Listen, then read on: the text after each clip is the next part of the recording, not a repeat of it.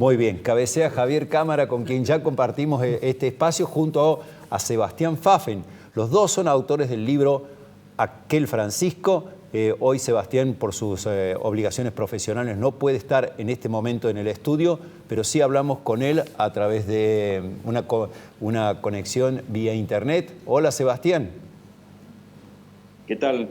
Buenas tardes para todos. Bueno, creo que, Juan, si tomamos el puntapié que dejaba Lisandro, me gustaría consultarle a los dos coautores de este libro, Aquel Francisco, que lo firmó el Papa justamente, es sobre la vida, pero también el legado que deja Francisco. Recién hacían referencia. Bueno, ¿comienzo yo o Sebastián, que está como ustedes me digan y quieran? Vamos a escucharlo a Sebastián, que está a la distancia. Bárbaro.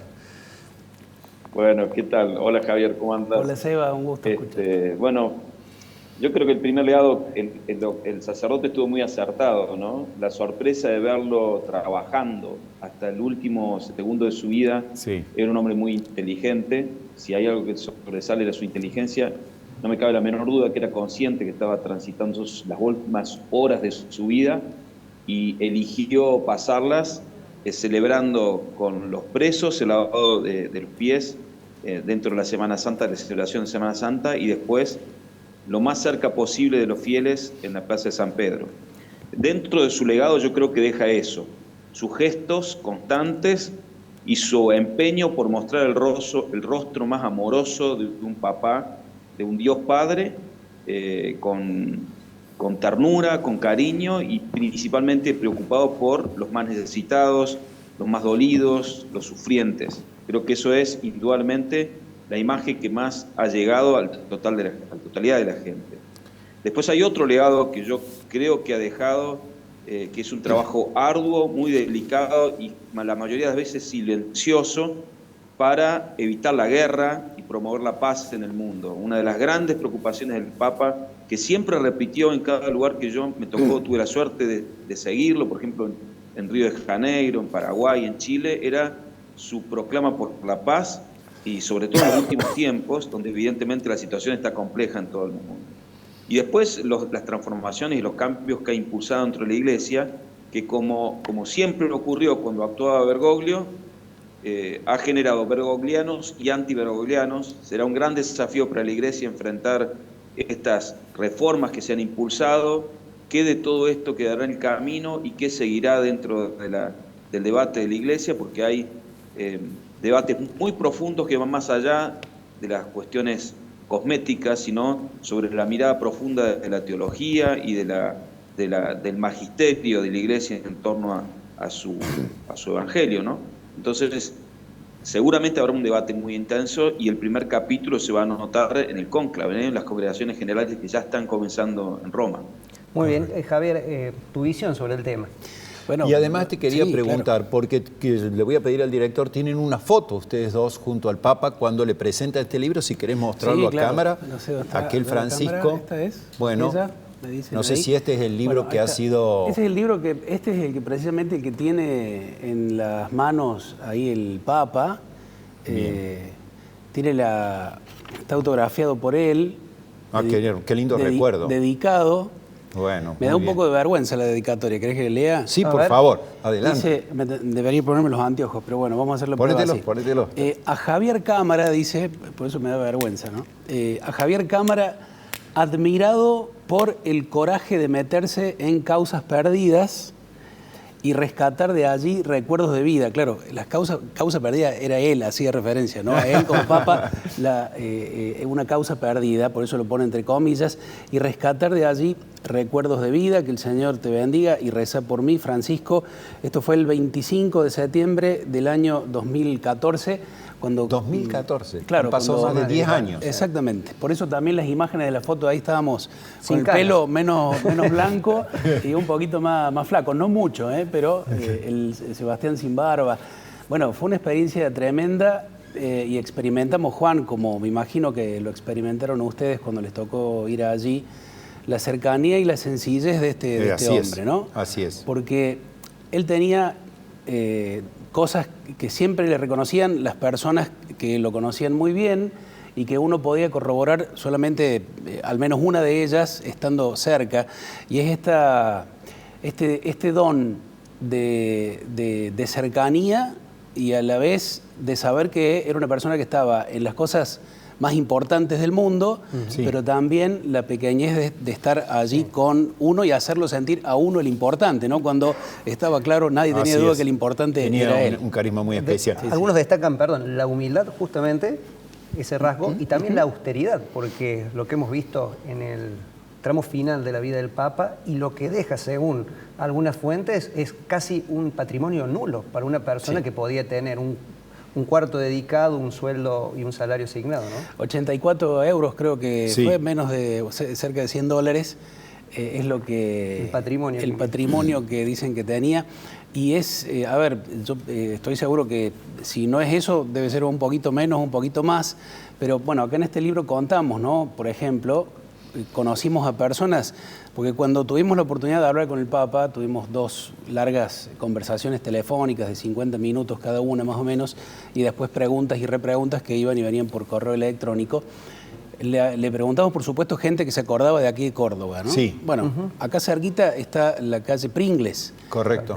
Bergoglio se acordaba de 2 hermanitos, los hermanitos Napoli, que él había conocido cuando él había ingresado como novicio en la Compañía de Jesús, que está acá también cerca, en la calle Buchardo y General Dehesa. Sí. Y decía, yo me acuerdo de los hermanitos Napoli, que eran la piel de Judas, decía, ¿no? Claro, nosotros... Esto del año 1959, ¿no? Se acordaba la calle y el apellido. Los buscamos hace 10 años por la guía telefónica que todavía existía. Los encontramos llamando a todos los Nápoles de Córdoba hasta que dimos con esta gente. Uno todavía tiene un taller de electricidad del automotor acá cerquita. Pudimos vincularlo y así fuimos con distintas personas que él había nombrado y que se acordaba. 2 de esas personas, el Papa Francisco, no el Papa Francisco, el padre Jorge Bergoglio, Sí. les ayudó a comprar su casa, nada más y nada menos, en un caso puntual. Es decir, que con las remuneraciones que recibía. Es que no recibía remuneraciones, Juan, ese es el tema.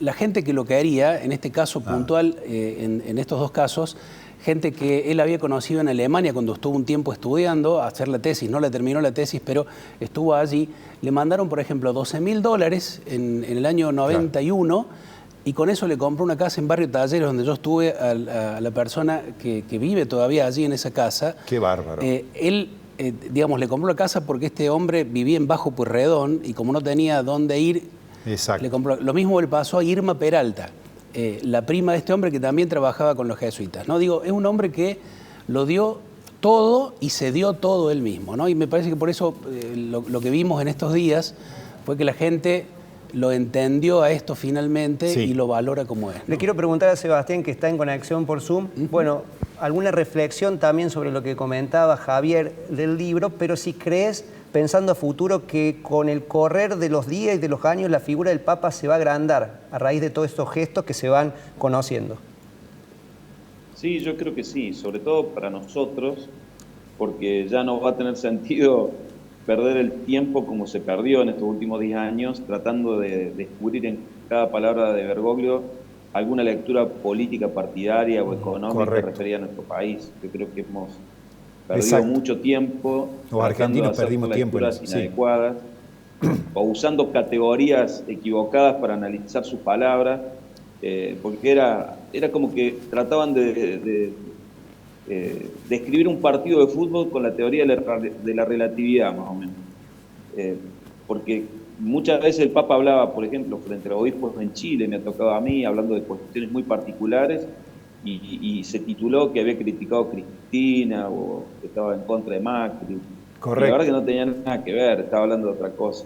Pero era como que en Argentina, sobre todo, hubo un empeño especial en tratarse de una lectura estrictamente local y nos perdimos de un montón de enseñanzas que fueron y serán muy valiosas. Yo creo que con el paso del tiempo se van a poder aprovechar más, y su mensaje era muy profundo, sobre todo del lado de amar al prójimo y hacerse cargo de sus problemas, ¿no? Así Entonces, es, bien decís. Y el mensaje era la fraternidad. Exacto, bien decís, un mensaje profundo de la fraternidad por los más humildes, desposeídos y, como bien decías, sufrientes. Sebastián Pfaffen, sabés como que estás en medio de unas obligaciones profesionales, así que te agradecemos la conexión por tu tiempo. Por supuesto, vamos a seguir conversando con Javier Cámara y con vos en otra oportunidad, porque se inicia el proceso de la elección del nuevo Papa. Gracias por atendernos en medio de tus obligaciones, Sebastián. Muchas gracias a ustedes, cariños. Bueno, gracias, Sebastián. Yo te quiero preguntar, Javier, sí, claro, a raíz de la cercanía que tuvieron con el Papa, ¿por qué crees que no pudo venir a Argentina? Sebastián recién mencionaba toda esta grieta política que en algunos casos, bueno, ha sesgado la opinión sobre la figura del sumo pontífice. Pero ¿por qué no pudo venir? Que es algo que muchos argentinos le facturan, por así decirlo. Sí, y a lo mejor tienen razón los argentinos, ¿no?, de facturarle, porque todos nos quedamos con las ganas. La expectativa, claro. Mucha gente sencilla que, claro, no pudo ir a Roma nunca y verlo al Papa, y de un corazón sincero sale ese reclamo.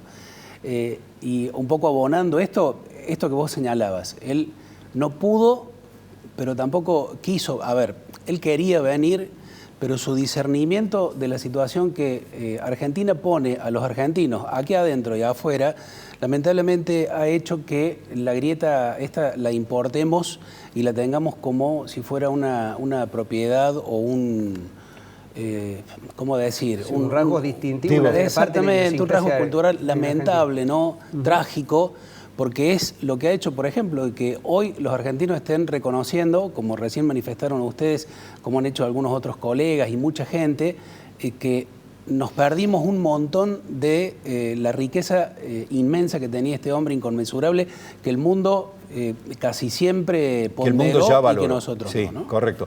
Y Javier, en ese sentido, me da la impresión que también se habla, no sé si esto es real, dado tu conocimiento que has tenido de la iglesia allí, un poco más cercana que muchísima gente, se habla ahora de una grieta entre conservadores que quieren un papa más centrado en los temas de la fe, de la doctrina, etcétera, quizás como era el ejemplo de Ratzinger, el papa anterior, o un papa también más, entre comillas, progresista, es decir, que camine la calle, más en contacto, como bien decía Sebastián, con los más dolidos, los más necesitados, los más pobres.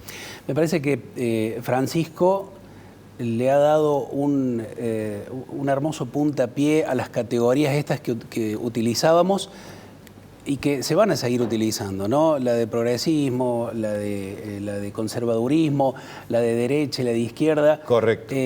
Él en su vida siempre, ¿no?, los que lo conocían bien desde antes de que fuera famoso decían, este hombre es un hombre del Evangelio, es decir, las categorías, uno un día lo va a encontrar en un lugar más cercano al progresismo y en otro día más cercano al conservadurismo según los temas. Porque, bueno, porque era un jesuita, los jesuitas les enseñan a discernir sobre la realidad, sobre todo. Él decía que la realidad supera la ideología, decía que el tiempo es superior al espacio, que había que abrir procesos que no dependieran de si era desde una posición ideológica de derecha o de izquierda o de conservadora o progresista, sino que se fundara en la realidad y en lo que Dios, concretamente en lo que Jesús decía en el Evangelio, de que había que hacer con eso. Y dejó claro él, ¿no?, que quería Jesús de nosotros, me parece al menos de las personas con fe, que se fijen en Dios y que encuentren a Dios en el hermano, sobre todo el más pobre, ¿no? Claro, le dijeron pobrista, le dijeron pobrista, le dijeron comunista. Comunista incluso, correcto. Creo que la realidad ha dejado claro que su mirada no era ideológica, nunca lo fue, sino estrictamente personal y evangélica de las personas, ¿no? Bueno, para cerrar, se abre una nueva etapa en la Iglesia, por lo que vemos un desafío también por el legado que ha dejado el Papa Francisco. Muchos hablan también de visualizar la película Cónclave para entender el proceso de designación, las complejidades y, como también en alguna entrevista dio a entender Francisco, también hay como una especie de puja entre sectores internos de la Iglesia, de rosca y demás. Sí, siempre la ha habido, ¿no? Incluso el propio Bergoglio decía, hablando ya de los argentinos, dice, se reúnen dos argentinos y ya surge una interna. Bueno, podemos decir que en realidad las particularidades de la humanidad siempre nos posicionan en distintos lugares, en distintas miradas, pero me parece que en este cónclave está este otro condimento muy claramente puesto. No creo que nadie en la Iglesia se anime hoy a votar por una persona que no esté de acuerdo con la frase, por ejemplo, todos, todos, todos. Es decir, Claro. que la dijo Bergoglio con mucha claridad, así es. en la iglesia hay lugar para todos, todos, todos. Entonces, no hay que ser una aduana para decir, no, mira, vos no sos de la iglesia por tal y tal cosa. Sí. Eso, los que en algún momento entendíamos que éramos grandes fieles de la iglesia, pero sin embargo teníamos una rigidez absoluta y mental y juzgábamos a los demás, este Papa dejó clara que no tiene que ser así. Y dos cositas más puntuales que tienen que ver con de los 133 cardenales, digamos, electores, claro, correcto, que tienen menos de 80 años y que por lo tanto van a votar al futuro Papa y de los cuales va a salir el futuro Papa, de cada 5, 4 fueron elegidos por Bergoglio. Bien. De cada 5, 4. O sea, digo, es una mayoría de cercanía Ideológica. Sí, o ideológica o de mirada, ¿no? De mirada, la iglesia, sí, me parece. Desde la fe a lo que tiene que ser la doctrina. ¿Qué tiene que ver con esto? Bien. Me parece que eso va a marcar una tendencia grande de por sí. No va a quitar que haya quienes quieran tener posicionamientos de otro lugar, porque además el Papa entendió y enseñó eso, ¿no? Que había que escuchar siempre todas las voces y discernir según la voluntad de Dios. Así que desde la fe creemos que el Espíritu Santo va a volver a actuar. Nos sorprendió con Bergoglio, ¿por qué no va a sorprendernos nuevamente con el nuevo Papa? Bueno, muy bien, te agradecemos tu Al participación. contrario. Sabemos también que has dejado tus actividades profesionales en la Universidad Católica de Córdoba, en las radios María y Continental. Así que gracias, Javier, por tu tiempo, por estar acá, por hablar de estos temas. Y como digo, vamos a seguir hablando porque no solamente viene la elección del nuevo Papa, sino también lo que van a ser sus enseñanzas o la doctrina para la Iglesia Católica. El agradecido soy yo, muchas gracias. Bueno. Javier Cámara, periodista, coautor del libro Aquel Francisco con Sebastián Pfaffin. Ha sido un gusto tenerlos. Quienes quieran ampliar, allá ir datos muy interesantes, más anécdotas que han quedado fuera de lugar por una cuestión de tiempos televisivos, pero en el próximo bloque también nos dedicamos a un sector clave en la economía como la industria y la metalurgia. Después de la pausa, ya volvemos.